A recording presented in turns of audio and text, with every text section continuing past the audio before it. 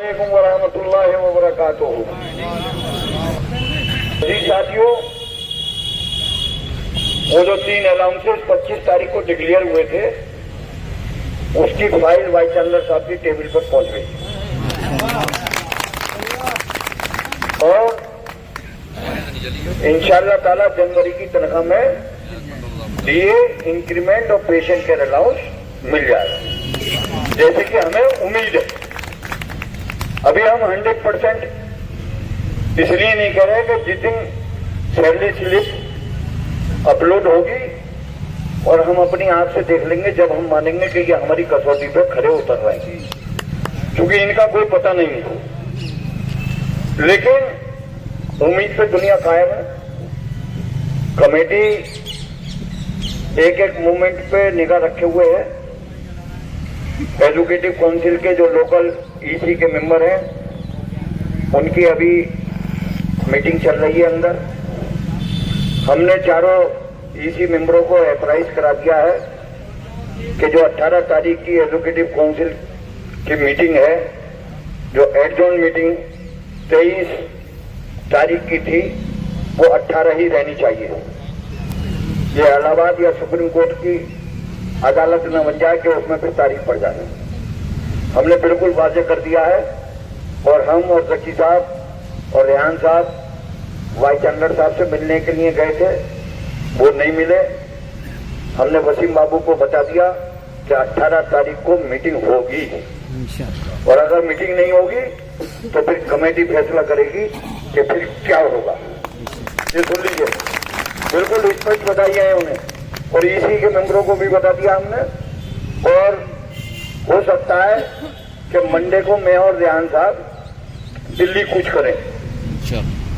लेकिन साथियों, एक बात ध्यान रखो कि इतिहाद बहुत जरूरी है। 8 तारीख का जो प्रोग्राम है वो ये बता देगा कि आप कितने जागरूक हो। देखो, अभी कोई मामला ज्यादा खुश होने के नहीं है, क्योंकि आपका एक्सटेंशन भी है। 1288 लोग जो हैं, 1295, उनका 3 महीना प्लस 6 महीने का एक्सटेंशन भी है। क्योंकि एजुकेटिव काउंसिल ने और हमारे विजिटर नॉमिनी ने, जब एजुकेटिव काउंसिल की मीटिंग खत्म हो गई थी, हमारा इरादा था उन्हें धरने पर लाकर उनसे एजुकेटिव काउंसिल की मीटिंग के बारे में बताना हो। लेकिन हालात बदले तो फिर हमने भी अपनी रणनीति बदली और 23 तारीख को हमने वहां जाके एजुकेटिव काउंसिल का मेंबरों से बात करने की कोशिश करी।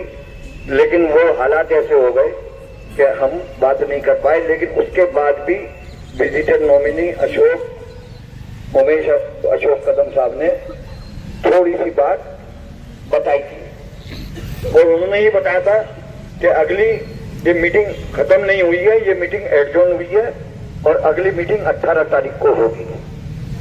दूसरी बात, उन्होंने एक बात और भी बताई थी, वो हमारे पास ऑन रिकॉर्ड है, कि जो 1295 लोगों का एक्सटेंशन है वो 3+6 है और वो उसमें स्टेटस कोई चेंज नहीं होगा। जैसे कि आपके अब तक चले आ रहे हैं एक्सटेंशन, वो एक्सटेंशन भी वैसे ही होंगे। तो हमारा बिल्कुल, और उसमें 304, 302 डेली वेजर भी हैं। तो जिनका भी एक्सटेंशन का मामला है, दिसंबर में हमारा टर्म एक्सटेंशन का एक्सपायर हो गया और अब जो है जनवरी में अगर एक्सटेंशन नहीं होगा तो फिर जनवरी की तनख्वाह में प्रॉब्लम आएगी। तो हमारा इंतजामिया से कहना यह है, और हम बार बार दबाव बना रहे हैं, लेकिन चूंकि आरिफुद्दीन साहब जो हैं वो माइनॉरिटी कलेक्टर के सुप्रीम कोर्ट में 9 तारीख को डेट लगी हुई है, सारा कंसंट्रेशन उनका उसी पर है। लेकिन हमें पूरी उम्मीद है कि हमारा एक्सटेंशन सैलरी डिसबर्समेंट से पहले हो जाएगा। और स्टेटस में कोई घबराने की बात नहीं है, जैसे थे वैसे ही रहोगे। साथियों, देखो, एक बात ध्यान रखो, 16 तारीख को एफसी है, हम लगे हुए हैं, जो एफसी के बाहर से मेंबर आएंगे उनसे भी लगे हुए हैं, उनके भी रास्ते में हैं। और इंशाअल्लाह ताला जो हमारे लोकल 4 एजुकेटिव काउंसिल के मेंबर फाइनेंस कमेटी में जाएंगे, हमने उनको भी ब्रीफ कर दिया है और कर रहे हैं। तो ऐसा नहीं है कि कमेटी चुपचाप बैठी सिर्फ धरने पर ही नजर आ रही है। हमारा मूवमेंट हर उस कार्यवाही पर है जिसमें आपको कुछ फायदा हो। तो साथियों, परेशान होने की बिल्कुल जरूरत नहीं, बिल्कुल भी। देखो, कमेटी के लोग, कोई कोरोना आ जाए या अल्लाह की ऐसी आफत आ जाए कि पूरी कमेटी निपट जाए, अल्लाह ना करे, तो फिर हमने सब कमेटी भी बना रखी है, उनका नंबर है। तो हम जब तक ये सांस है कमेटी के लोगों में, इंशाअल्लाह ताला कमेटी कहीं पीछे नहीं जाएगी। बस आप लोगों का साथ चाहिए, क्योंकि आपका इतिहास, आप मुत्तहिद हो गए तो दमदारी से आपकी लड़ाई लड़ते रहेंगे, लड़ते रहेंगे, लड़ते रहेंगे जब तक कि आपके मामला हल नहीं हो जाएंगे। चाहे वो टेलीवेजर का मामला हो, टेलीवेजर का एनहांसमेंट होना है, टेलीवेजर का उमा देवी की लाइट में रेगुलराइजेशन होना है। अब हमने, जब से हमारी बात हुई है, हमने कह दिया इस स्क्रीनिंग का लफ्ज तो आने नहीं, क्योंकि उमा देवी में रेगुलराइजेशन की बात है, तो रेगुलराइजेशन होना है, जिसको भी 10 साल होंगे। हमारी पूरी कोशिश है कि मैक्सिमम से मैक्सिमम लोग उसमें फायदा उठा के ले जाएं, क्योंकि हमारे पास पोस्टें बहुत हैं। 1740 पोस्टें हमारी खाली हैं 1295 के अलावा।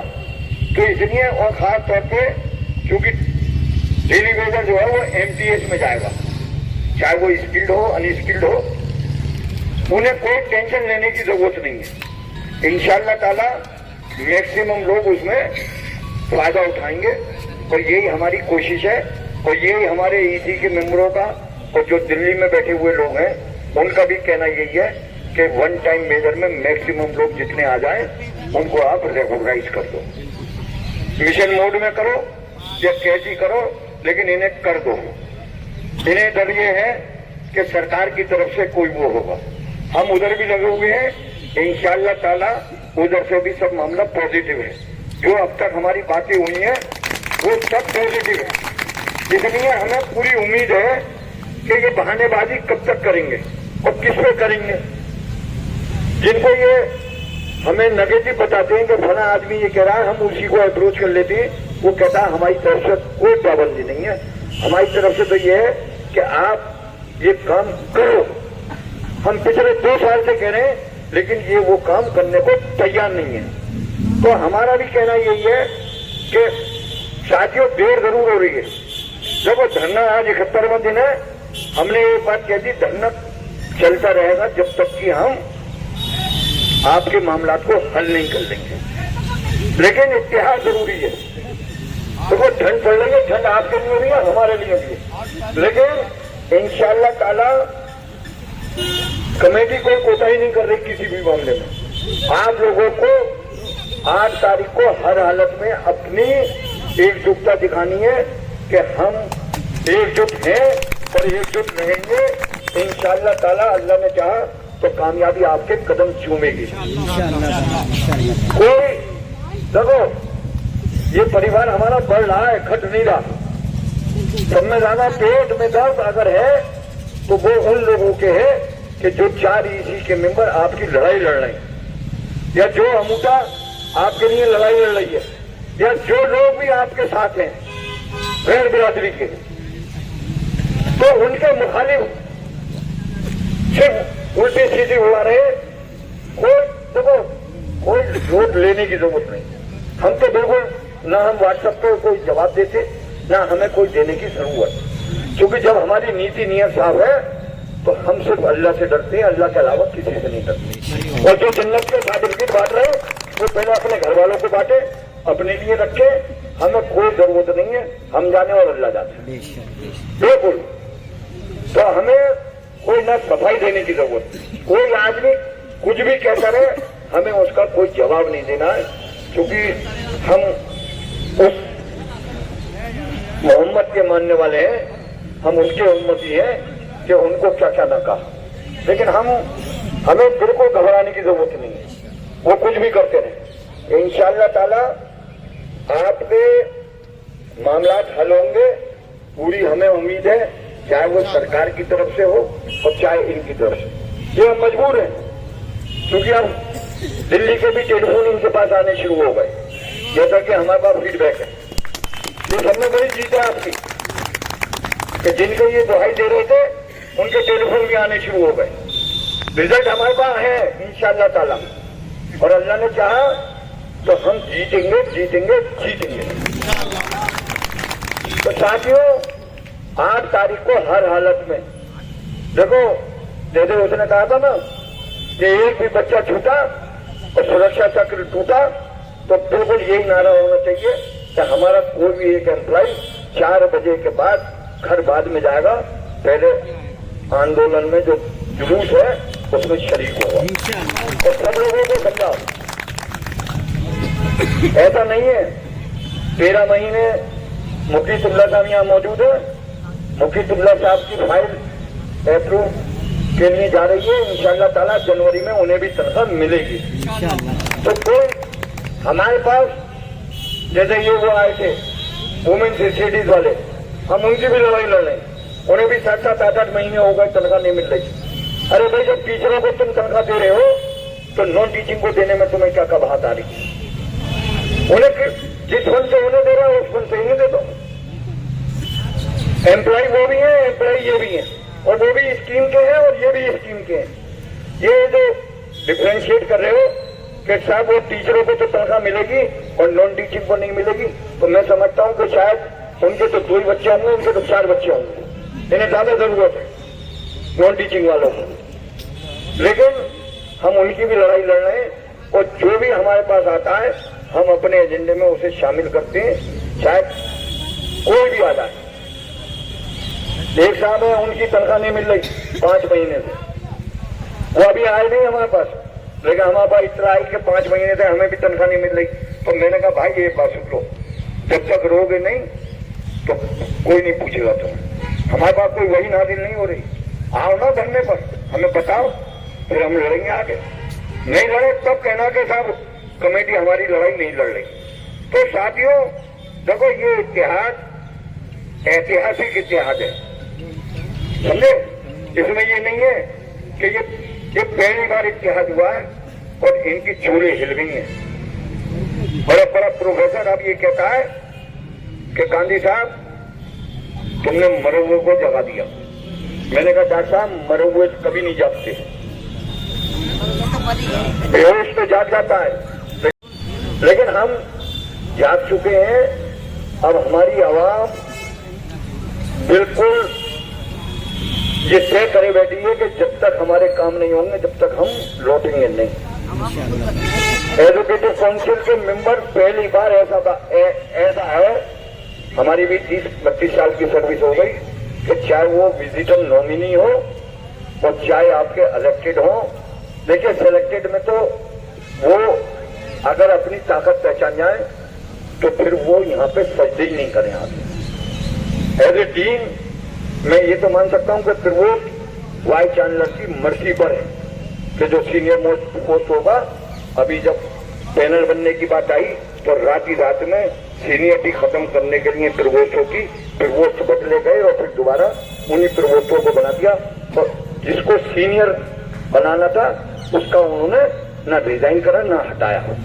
लेकिन डीन तो एक पोजीशन है, जो सीनियर होगा फैकल्टी में वही डीन होगा और वही उसके हिसाब से रोटेशन से डीन बनेगा, वही एजुकेटिव काउंसिल का मेंबर बनेगा। लेकिन मेरी ये बात समझ में नहीं आती कि डीन लोग क्यों वाइस चांसलर के सामने सजदे करते हैं। या तो ये कहो कि बेटी दामाद का अपार्टमेंट कराना है, अभी थोड़ी आ रहा हूँ, मैं घर जाऊंगा, या अपने घर की बेरोजगारी दूर करनी है, इसलिए वो छोटे आदमियों की बात। जो आदमी 34 साल से टेम्परेरी चल रहा है तो कम से कम 11 चेयरमैन निकल गए होंगे। फर्जी हाथ सबने रखा शफकत का कि बेटा टेंशन मत ले, अगला आएगा तो मैं करूंगा जब मैं आऊंगा। जब वो आए तो उन्होंने गोली दे दी कि ये हालात हैं कि ये हालात। 34 साल हो गए लोगों को, 31 साल हो गए, 28 साल हो गए। सरकार भी यही इनसे पूछ रही है कि एडहॉक अपॉइंटमेंट सिर्फ 1 साल के लिए है जो रूल पोजीशन है, और वो भी ये है कि 6 महीने में भी आपको उसका जस्टिफिकेशन देना पड़ेगा कि चूंकि जो आदमी रिटायर हुआ है या मर गया है उसका काम सफर करेगा, इसलिए हमें 6 महीने की, तो 6 महीने का अपॉइंटमेंट, एक्सटेंशन उसका 1 साल का। यहाँ तो 34 साल हो गए। आज डीए के मामले पे बात चल रही थी, तो जब डीए की बात थी तो एजुकेटिव काउंसिल में 2 बार ईसी में एजेंडा बना एनहांसमेंट ऑफ डीए। रजिस्ट्रार साहब कह रहे हैं गलत बन गया। अरे एक बार गलत बन गया, दोबारा भी गलत बन गया है। तो आप असल में ये जानते भी नहीं और मानते भी नहीं।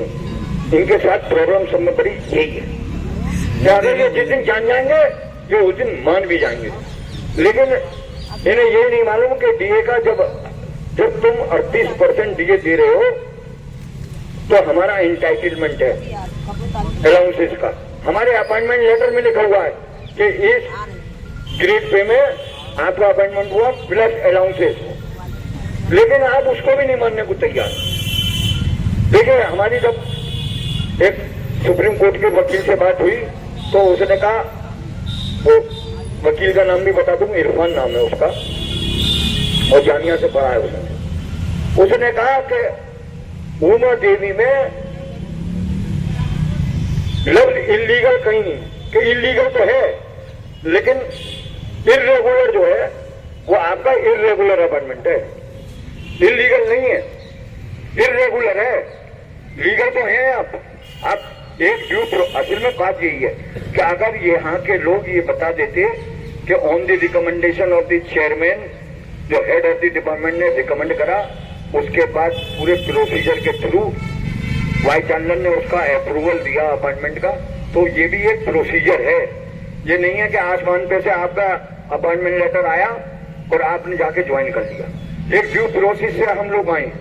सरकार को आपत्ति इस बात की है कि जो ड्यू प्रोसेस से नहीं आए, और सरकार भी ये कह रही है कि जो कॉन्ट्रेक्चुअल एम्प्लॉय है, जो डेली वेजर है, जो आउटसोर्स है, उनका हम पैसा अलग देते हैं, आप पेमेंट उनसे करो।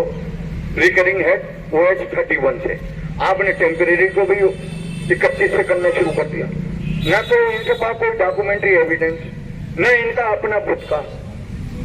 अभी हम एक जगह गए थे, उन्होंने कहा, तो मैंने कहा साहब वो एफओ साहब तो ये कह रहे हैं कि मैंने तो रिजाइन कर दिया था लेकिन मेरा रिजाइन एक्सेप्ट नहीं हुआ। बोले झूठ बोलता है, मुझे तो आज तक नहीं दिया उसने रिजाइन। ये सब कुछ सब ऐसा है। देखो, जो रिजाइन करेगा वो आएगा ही नहीं। अगर जरा से भी शर्मदार होगा, अगर हया होगी उसमें, तो वो अपने घर से ही नहीं निकलेगा। यहाँ की सरकारी गाड़ी वापिस भेज देगा कि आज से मैं एफओ नहीं हूँ, कि आज से मैं रजिस्ट्रार नहीं हूँ। ये सिर्फ आपको और जो कमजोर हमारे वाइस चांसलर है उन्हें धमकियों में रख के कि अगर मैं नहीं आऊंगा तो कल एफओ बंद हो। अरे क्या इंदिरा मर गई, क्या देश नहीं चल रहा? बताओ।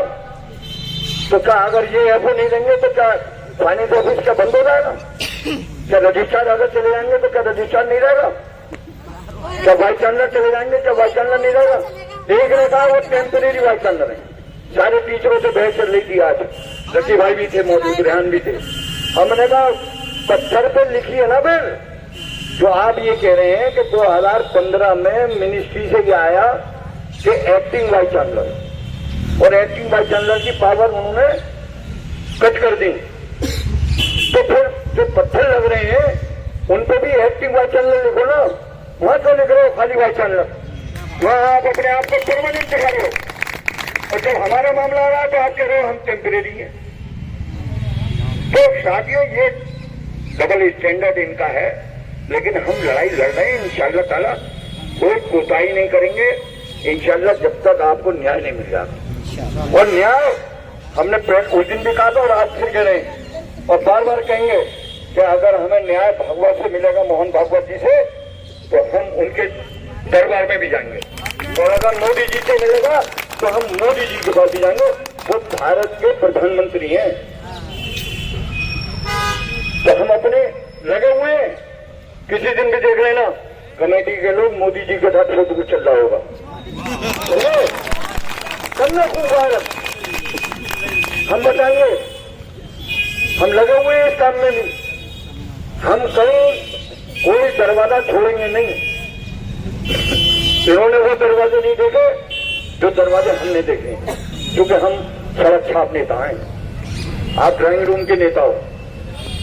तो हमने सब दरवाजे देखे और सब गलियां देखी हैं कि 3 मूर्ति भवन के लिए किधर से रास्ता के गया है, अशोका रोड किधर से गया है, सब हमने देखी दिल्ली की सड़कें।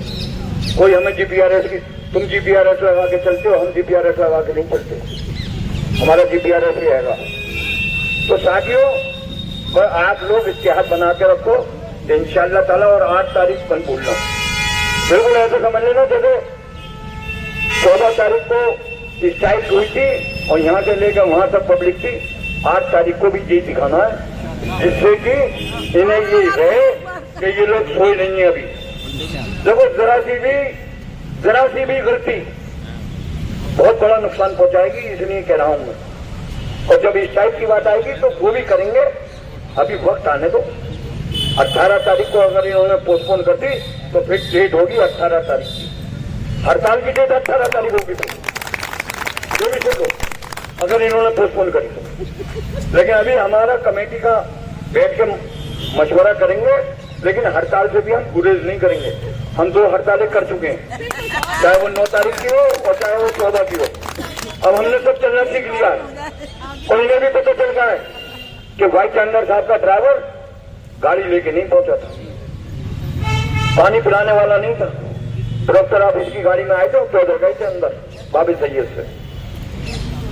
तो वक्त मत भूलो, हम नहीं भूल रहे कुछ भी। हमारे अंदर तो जो 28 नवंबर को हम आके बैठे थे, 28 अक्टूबर को, हमारा अब भी वही जज्बा है और वही एनर्जी है। हम कहीं नहीं लिख रहे किसी बात से, लेकिन अपना हौसला बुलंद रखो, इंशाअल्लाह ताला कामयाबी तुम्हारे कदम चूमेगी। टाइम हो गया पूरा, और रेहान भाई से कहूंगा कि भैया आज बता दो कौन बैठा और कल कौन बैठे। बहुत शुक्रिया। आज भी नदीम साहब बैठे, कल नदीम साहब बैठेंगे। भाई लोगों, 8 तारीख इसलिए जोड़ दिया जा रहा है बार बार, ताकि कहीं ये महसूस ना हो कि हम लोगों में कमजोरी आ गई है। 71 दिन हो गए और उस दिन 73वां दिन होगा। इंशाल्लाह उस दिन भी उसी जोर शोर से सब लोग मौजूद रहेंगे जिस तरह से अब तक रहे हैं इंशाल्लाह। ये आप सभी लोगों से दरख्वास्त है और रिक्वेस्ट है। अगर इत्तेफाक से ये हमारा मंडे में जाना हो गया तो यहाँ का शेड्यूल एज इट इज रहेगा जैसे है, तो वहाँ 2-1 लोग जाएंगे, ज्यादा लोग नहीं जाएंगे। तो मंडे का प्रोग्राम एज इट इज रहेगा। शाजिया मैम है, वो संभाल लेंगी जैसे उन्होंने पिछले संडे को संभाला था।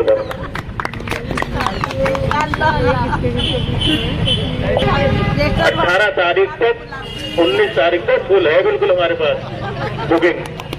हाँ, बुकिंग करानी होगी जैसे ट्रेन में रिजर्वेशन की बुकिंग होती है ना। हाँ, वरना वेटिंग में नंबर आएगा। आज हमारे बीच में अब्दुल नदीम खां मेंटेनेंस सेक्शन से और रईस अहमद साहब भी मेंटेनेंस सेक्शन से, इनका बहुत बहुत शुक्रिया कमेटी की तरफ से भी और आप सब लोगों की तरफ से। कल आपके बीच में कुतुब, ये भी जेएनएमसी से हैं, और नदीम साहब ये भी जेएनएमसी से हैं। कल भी आपके बीच में ये लोग मौजूद रहेंगे। संडे मनाइए, लेकिन आते जाते रहिए, और शाम 4 बजे तो कम से कम काफी लोग इकट्ठे होना चाहिए। बहुत बहुत शुक्रिया सभी लोगों का। Thank you.